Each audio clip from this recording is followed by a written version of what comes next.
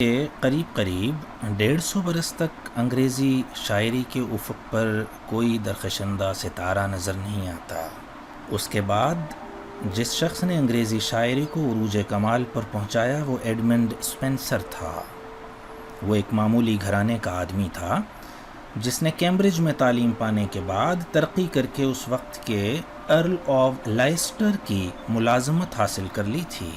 فرانسیسی کے ان شاعروں کی طرح جو دا پلائٹ کے نام سے مشہور تھے، اس نے بھی اپنے ملک کی شاعری کو ایک نیا جنم دینے کی ٹھانی تھی۔ 1579 میں اس کی پہلی نظم دی شیفرڈز کیلنڈر چھپی اور یہ محسوس ہونے لگا کہ ایک نئی اور اعلیٰ شاعری کا دور شروع ہو گیا ہے۔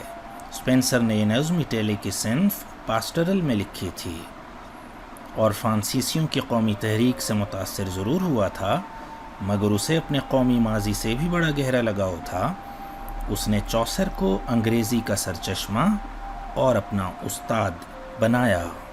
دی شیفرڈز کیلنڈر 12 نظموں ایکلاگز کا ایک مجموعہ ہے جو سال کے 12 مہینوں سے تعلق رکھتی ہے۔ ان میں ایک خاص گڈریا ہے جس کا نام کولن کلاؤٹ ہے، جو ایک حد تک خود اسپینسر کا نمائندہ ہے۔ پہلی نظم کی سرخی جنوری ہے اور اس میں کولن کلاؤٹ اپنی محبوبہ روزلینڈ سے ناکام محبت پر غم کا اظہار کرتا ہے۔ اسی طرح ہر مہینہ کی الگ نظم ہے اور ہر ایک کا موضوع جدا ہے۔ فروری میں ایک بوڑھا گڈریا ایک جوان گڈریے کو یعنی شیفرڈ کو اخلاقی سبق دیتا ہے۔ مارچ میں 2 جوان گڈریے آپس میں محبت پر بات چیت کرتے ہیں۔ اپریل میں 2 اور گڈریے ملکہ الزبتھ کی تعریف کرنے کے ساتھ کولن کلاؤٹ کے ناکام محبت پر غم کا اظہار کرتے ہیں۔ مئی میں 2 اور گڈریے مذہب پر بات چیت کرتے ہیں۔ جون میں کولن کلاؤٹ پھر آ جاتا ہے اور ایک اور گڈریے سے اپنی محبت میں ناکامی کے بارے میں بات چیت کرتا ہے۔ جولائی میں 2 گڈریے اچھے گڈریوں کی یعنی شیفرڈز کی تعریف اور برے مالکوں کی مذمت کرتے ہیں۔ اگست میں 3 شیفرڈز آپس میں محبت کرتے ہیں۔ ستمبر میں ایک شخص گڈریا بنا ہوا آتا ہے اور دوسرے کو دھوکہ دیتا ہے۔ اکتوبر میں 2 شیفرڈز شاعری کی بات چیت کرتے ہیں۔ نومبر میں کولن کلاؤٹ پھر آتا ہے اور ایک خاتون کا غم کرتا ہے۔ دسمبر میں کولن کلاؤٹ اپنے دیوتا پین سے دعا کرتا ہے۔ ان موضوعات کو محبت، شاعری، اخلاق، انگلیکن کلیسا کے پادریوں پر طنز، ملکہ کی مدح وغیرہ پر تقسیم کیا جا سکتا ہے۔ اسپینسر نے ان سب موضوعات پر عام باتیں کہی ہیں۔ کولن کلاؤٹ عاشق اور شاعر سب سے نمایاں کردار ہے، مگر اس کا یہ دوسرے کرداروں کا کوئی نفسیاتی تاثر نہیں ابھرتا۔ ہاں، پوری نظم شاعر کی ہستی کی آئینہ دار ہے۔ وہ محبت میں مبتلا دنیا سے بیزار، مذہب میں پروٹیسٹنٹ اخلاق کا دلدادہ، ملکہ کا مداح، ترقی کا خواہاں اور مناظر قدرت کا مبصر ہے۔ نظم کی اصل اہمیت اس کے تجرباتی انداز میں ہے۔ ان 12 ایکلاگ نظموں میں وہ ہر قسم کی بحروں اور عروج کا تجربہ کرتا ہے، اس لیے اسپینسر کو شاعروں کا شاعر، a poet's poet کہا جاتا ہے۔ ارل آف لائسٹر کے ہاں ملازمت ملی اور اس ملازمت کی وجہ سے اس کی دوستی سر فلپ سڈنی سے ہو گئی۔ یہاں اسپینسر نے ایک عظیم ایپک لکھنے کا ارادہ کیا۔ اس ایپک کے مکمل ہونے سے پیشتر طالب علمی کے دور میں بھی وہ نظمیں لکھتا رہتا تھا۔ اس کی اوسط لمبائی والی نظموں میں hymns in honour of love and beauty, hymns in honour of love and beauty جو 1596 میں شائع ہوئیں، ان میں سے 2 ابتدائی دور کی ہیں اور 2 آخری زمانہ کی۔ پہلی 2 حسن و عشق کی دنیاوی نظر سے پیش کرتی ہیں اور آخری 2 آسمانی یا روحانی محبت اور حسن کی مدح کرتی ہیں۔ اسپینسر نے اس قسم کی اور نظمیں بھی لکھیں جو کمپلینٹس کی سرخی کے تحت جمع کی گئیں اور 1591 میں چھپیں۔ ان میں ایک طنزیہ نظم ہے جس کی سرخی مدر ہبرڈ's ٹیل یا پروزوپوپویا ہے۔ یہ ایک بندر اور ایک لومڑی کا قصہ ہے۔ دونوں معاشرے میں آتے ہیں اور کبھی دربار میں اور کبھی علماء مذہب میں اقتدار حاصل کرتے ہوئے دکھائی دیتے ہیں۔ ایک دن شیر کو سویا ہوا دیکھ کر یہ اس کا تاج چرا لیتے ہیں۔ بندر تاج پہن کر بادشاہ ہو جاتا ہے اور لومڑی اس کی وزیر اعظم ہو جاتی ہے۔ دونوں ظلم کا بازار گرم کرتے ہیں، شیر جاگ اٹھتا ہے اور دونوں بھاگ جاتے ہیں۔ یہ نظم اس وقت لکھی گئی ہے جبکہ جو ملکہ الزبتھ سے شادی کرنے کی فکر میں فرانس سے انگلستان آیا تھا اور ملکہ کے خاص مشیر لارڈ برلے اس کا طرفدار تھا۔ اس میں بندر ڈیوک ہے، لومڑی برلے اور شیر ملکہ الزبتھ۔ یہ نظم شاعر کی زندگی پر نظر اور اس کے درباری حالات کے مطالعے کی اچھی مثال ہے۔ طنز زوردار ہے اور بحر موزوں۔ ان میں ایک نظم روئنز آف دا ٹائم ہے جس میں لائسٹر کے گھرانے کی بربادی کا نقشہ کھینچا گیا ہے۔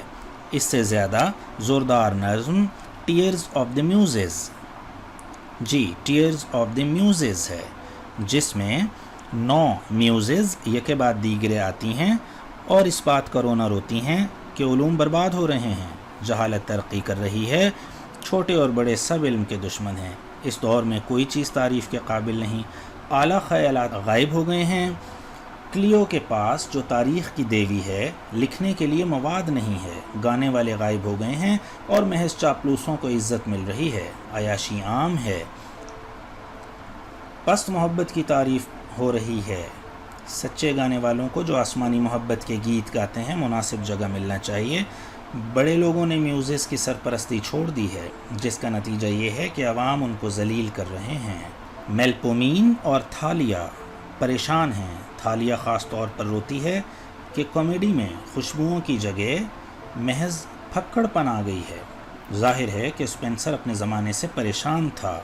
تھیٹر کی حالت اس کے لیے بہت ہی تکلیف دہ تھی، جو اس کی نظر میں ادب کو پستی کی طرف لے جا رہا تھا، مگر ان دنیا کی تکلیف دہ جنجالوں سے الگ اسپینسر کے لیے ایک دلچسپی کی دنیا بھی تھی۔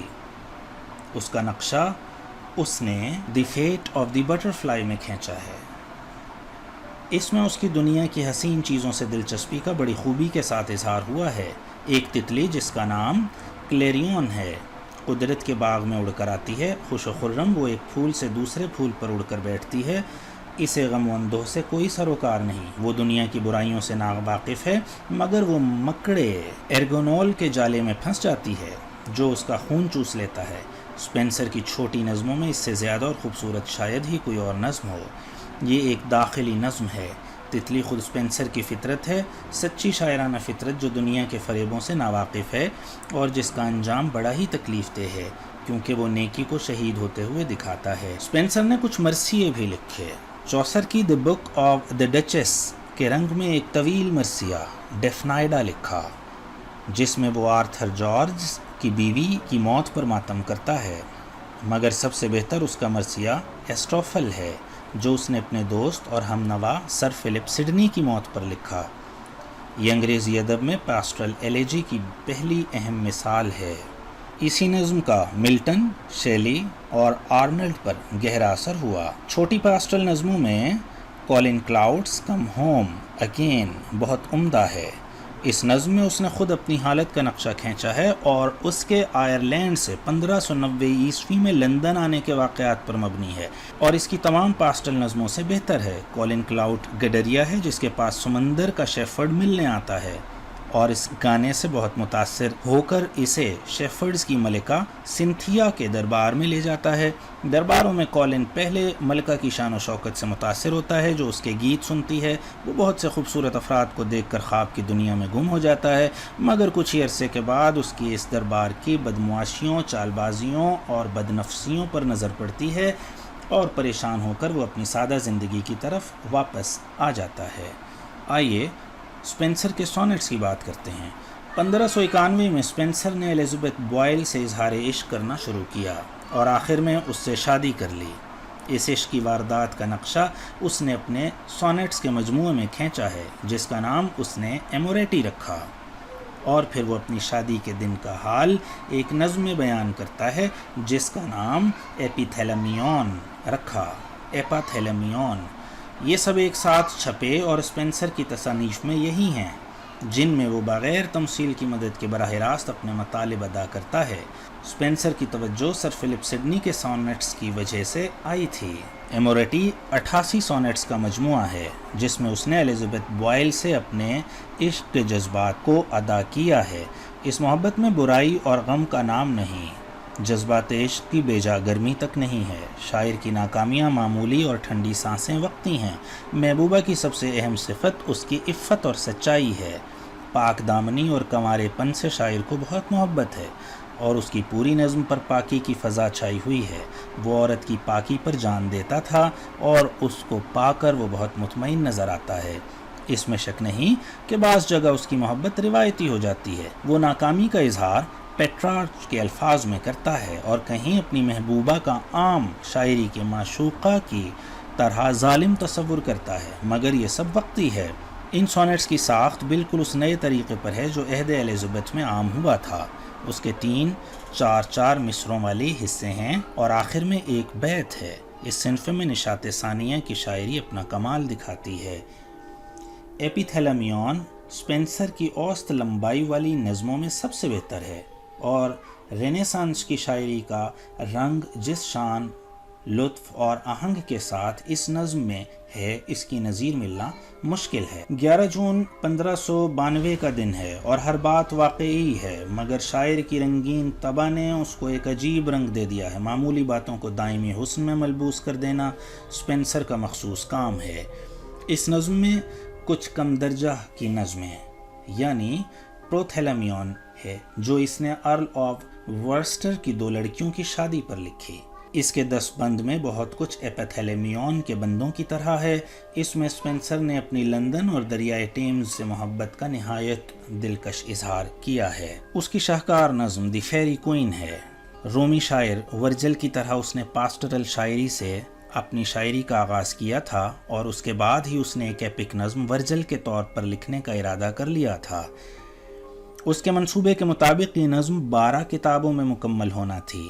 اس کی الگ الگ کتابیں مختلف اوقات پر چھپتی رہیں اور اسپینسر کی موت کے وقت کل 6 کتابیں ہی مکمل ہوئی تھیں اور اس کی 7ویں کا کچھ حصہ لکھا ہوا تھا۔ اس نظم کو شروع کرتے وقت اسپینسر نے اپنے دوست ہاروے کو لکھا تھا کہ وہ ایک ایپک نظم لکھ رہا ہے جو اٹلی کے شاعر لوڈویکو ایریوسٹو کی اور لینڈو فیوروسکو کو مات دے کر رہے گی۔ فیری کوئن کی پہلی کتاب ہولینس پر، دوسری میانہ روی یعنی ٹیمپرنس، تیسری عصمت یعنی چیسٹٹی، چوتھی کتاب فرینڈشپ، 5ویں کتاب جسٹس اور 6ٹھی کتاب کرڈیسی اور 7ویں کتاب کانسٹنسی پر ہے۔ ہر کتاب کا ہیرو اس کتاب کا مخصوص اخلاقی صفت کا مجسمہ ہے۔ فیری کوئن الیگری کی بہترین مثالوں میں سے ایک ہے۔ پرنس آرتھر جو عظمت کا مجسمہ ہے، خواب میں گلوریانا کو دیکھتا ہے اور اس پر عاشق ہو کر اسے پریوں کے ملک میں تلاش کرنے جاتا ہے۔ پریوں کی ملکہ گلوریانا ہر سال ایک تہوار مناتی ہے جو 12 دن چلتا ہے اور ہر روز وہ ایک نائٹ کو کسی مصیبت زدہ کی مدد کے لیے بھیجتی ہے۔ مصیبت زدہ کی مصیبت دور کرنے کے لیے کسی خاص اخلاقی صفت کی ضرورت ہوتی ہے۔ جو نائٹ بھیجا جاتا ہے وہ اس خاص صفت کا مجسمہ ہوتا ہے۔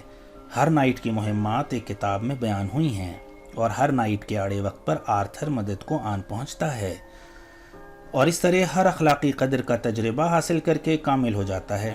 پہلی کتاب میں ہولینس یعنی تقدس کا ہیرو ریڈ کراس نامی نائٹ ہے جو یونا یعنی سچائی کی مدد کرنے کے لیے جاتا ہے جس کے باپ کے ملک کو ایک اژدہا برباد کر رہا ہے۔